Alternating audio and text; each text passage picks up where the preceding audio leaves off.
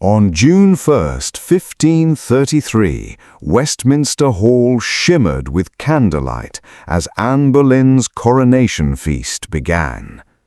London was not simply witnessing a banquet, it was witnessing the public arrival of a new queen. Only hours earlier, Anne had been crowned at Westminster Abbey. Now, beneath the vast timbered roof of the hall, the court gathered to celebrate the woman who had changed the course of English history. Anne Boleyn had risen from lady-in-waiting to queen consort in a matter of years, but her ascent had come at a staggering cost. King Henry VIII had broken with Rome, he had cast off Catherine of Aragon, he had defied the Pope, all so he could marry Anne. To some, she was dazzling. To others, she was dangerous. Some believed she had bewitched the king. Others whispered that England itself had been unsettled by her rise. In a court built on loyalty, rumor, and fear, Anne's coronation feast was never going to be just a celebration. Every smile concealed calculation. Every toast carried meaning, every glance could be remembered. This feast was not about food, it was about legitimacy, it was about power, it was about proving in front of the entire court that Anne Boleyn truly belonged beside the king. Before anyone even crossed the threshold of Westminster Hall, survival already depended on one thing: clothing. At Anne's coronation feast, dress was not a matter of taste, it was a declaration of rank. England's sumptuary laws dictated who could wear silk, velvet, satin, ermine, pearls, gold embroidery, and certain colors. To dress above one's station was to invite immediate attention. And at a feast honoring the new queen, attention could be dangerous. A nobleman wearing the wrong fabric might be accused of arrogance. A servant dressed too finely might be suspected of presumption. Even the smallest detail could become a political statement. A modern sneaker, a zipper, polyester fabric, or even a wristwatch would have turned a guest into a spectacle. No one would have blended in, everyone would have stared. Inside Henry VIII's court, being memorable was rarely a blessing. Then the enormous doors opened. The smell came first. Smoke, roasted meat, sweat, wet wool, beer, spices, beeswax, burning candles, rushes spread across the floor, perfume, hundreds of bodies packed together beneath a roof that trapped heat and noise alike. The air itself felt heavy. There was no air conditioning, no ventilation, no modern hygiene. Several hundred people, dressed in layers of thick wool, velvet, and embroidered cloth, spent hours beneath thousands of burning candles. The hall grew astonishingly hot. Anyone already uneasy in crowded places would quickly become exhausted. And this was Anne Boleyn's feast, which meant every detail had been arranged to impress. Tapestries hung from the walls, royal plate gleamed in the candlelight. The Queen's presence transformed the hall into a stage. This was not merely dinner, it was theater. Then came the greatest challenge of all, finding a place. Modern dinner parties allow guests to choose seats. Tudor banquets did not. Every table reflected the kingdom's social hierarchy. One seat too high became an insult. One seat too low became an embarrassment. Sitting where a noble belonged could be taken as a challenge to rank. At Anne's coronation feast, the closer someone sat to the king and queen, the more powerful that person was. Distance measured importance. One innocent mistake could become court gossip for months. And gossip was one of the deadliest weapons in Tudor England, because words traveled faster than horses. Then the food arrived, or rather, an endless procession of food.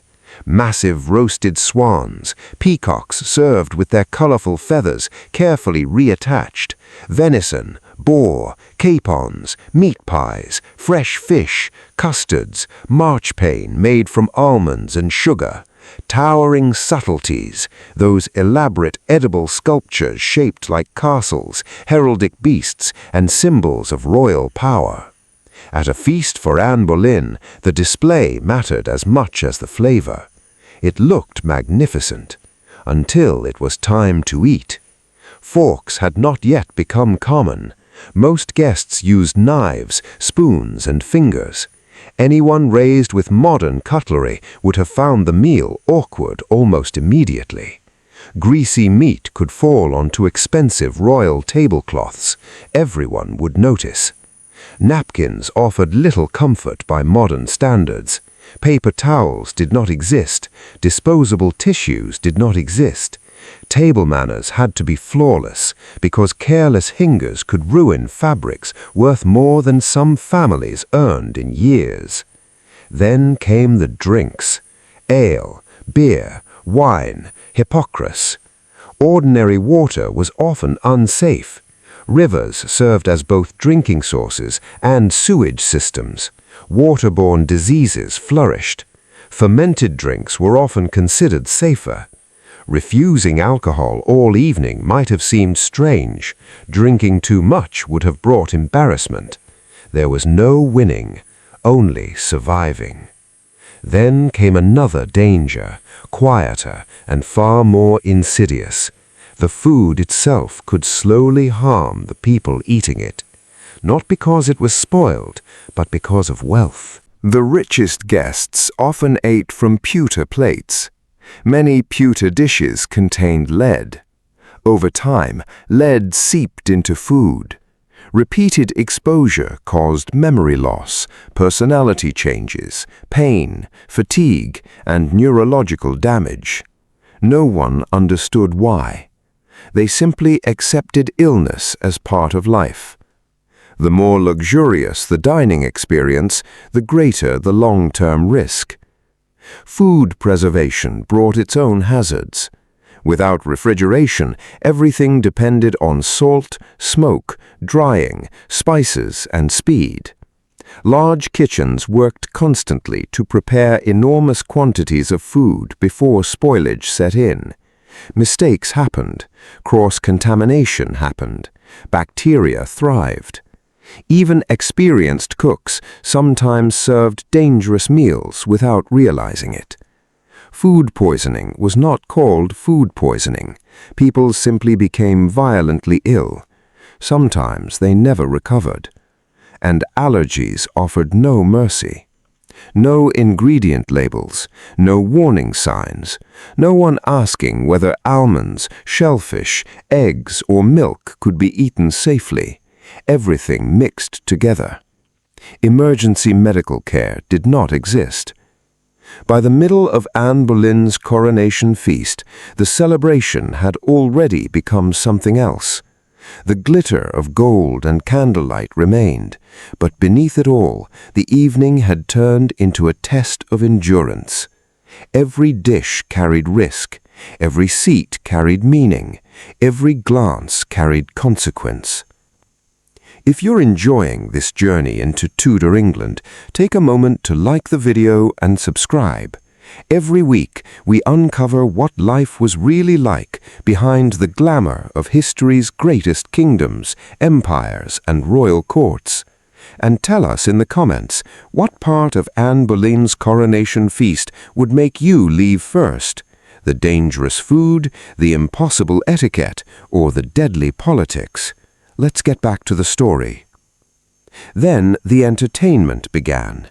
Musicians, poets, jesters, acrobats, trumpeters, dancers. Everything performed before the royal court. But the court was crowded with ambitious nobles, desperate for influence. Conversations were never casual. Every compliment had purpose. Every friendship offered opportunity. Every insult created enemies. A careless remark about Anne, Henry, or the fallen queen before her could become political disaster. A passing comment could fall into the wrong ears. Silence would follow. Then the report would travel. By the time the story reached the right person, it would no longer sound harmless. Anne Boleyn's coronation feast was no place for loose words. Intent mattered far less than perception. This was not a democracy. It was absolute royal authority. Henry VIII's favor could make someone wealthy overnight. His anger could erase entire families. And Henry himself demanded absolute respect. No one interrupted him. No one turned away carelessly. No one spoke unless invited. No one made jokes at his expense. He could be generous, charming, intelligent, athletic, then, without warning, terrifying. Many who once enjoyed his friendship later found themselves imprisoned, executed, or forgotten. The court learned the same lesson again and again. Yesterday's favorite was never guaranteed to remain tomorrow's friend. Around the banquet hall, smiles never told the whole story. Behind elegant clothing hid fierce competition. Families fought for royal attention. Marriages formed political alliances.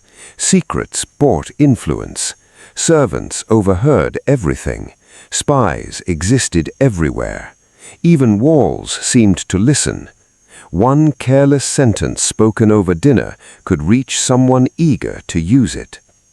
In Tudor England, information was currency. Then came another problem. The bathroom. Modern buildings make it simple. Westminster Hall did not. Facilities were primitive. Privacy barely existed. Odors lingered. Hand-washing standards fell far below anything accepted today. Soap existed. Germ theory did not.